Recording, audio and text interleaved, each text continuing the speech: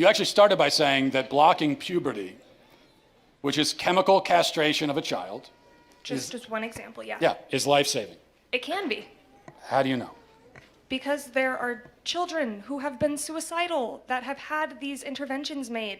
What children? How do you know? And how many children have had that done Me personally, and then I are still haven't met suicidal? children. Me personally, I haven't met enough trans children to answer that question. Okay. But I know You that are the making- research exists. You're making this statement, you're stating it as a fact in front of all these people. There must be a reason, there must be something that you encountered that led you to this rather radical conclusion that to save a child's life, you have to chemically castrate him. Not every child. No, sir. Okay, well, that is what you just said. The drugs we give to kids for puberty blockers, so-called puberty blockers, originally are cancer drugs used to treat prostate cancer. They're also used to chemically castrate sex offenders and child rapists. Now we give them to physically healthy kids. You're saying that we need to do that or they will die. And so one last time I'm going to ask you, what evidence do you have of that remarkable claim? I don't think I claimed that every child would benefit from that. Well, no, I didn't say you did. Okay, You well, said no, puberty you blockers did, you did. You said puberty blockers are life-saving. What I evidence do said you have for that? they can be.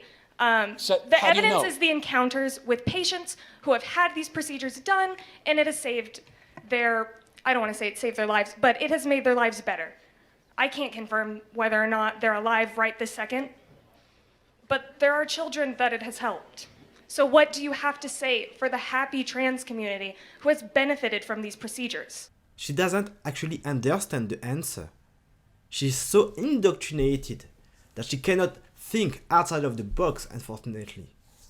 And this is what happens a lot of the time, especially when parents have trans kids.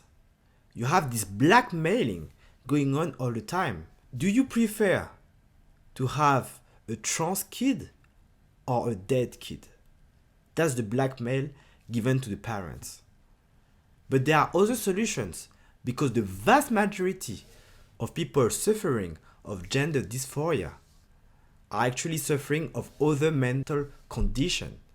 And if you resolve this condition, quite often the gender dysphoria disappear. Instead of affirming a lie, maybe it will be time for parents to step up and claim that no, it's your body, you have to live with it. At the end of the day, some people will always state that they feel better after something. That is called the placebo effect. If you are giving some fake medicine to a kid, telling him or her that this medicine will make them much better, it's very likely that after receiving the medicine, they will feel much better. In addition, quite often, young girls going through puberty, which is an extremely complicated period, once they are administered testosterone, that gives a feeling of freedom, a feeling of being amazing. And short term, this is great, but it doesn't cover the fact of the long-term effect of such treatment.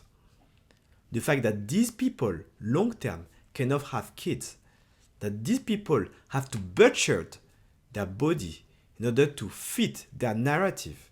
And finally, these procedures and this treatment do not reduce the probability of committing suicide. In Masculine Academy channel, we provide you all the tools to become your best version and to succeed in a relationship